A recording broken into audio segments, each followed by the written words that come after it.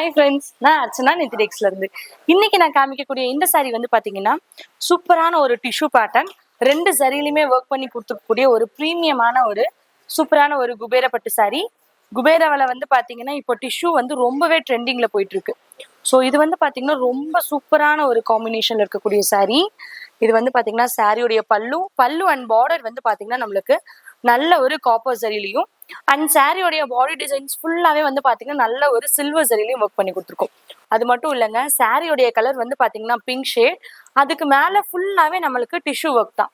அது இல்லாம நம்மளுக்கு ஜரி ஒர்க் வந்து பாத்தீங்கன்னா சில்வர்ல கொடுத்துருக்கோம்.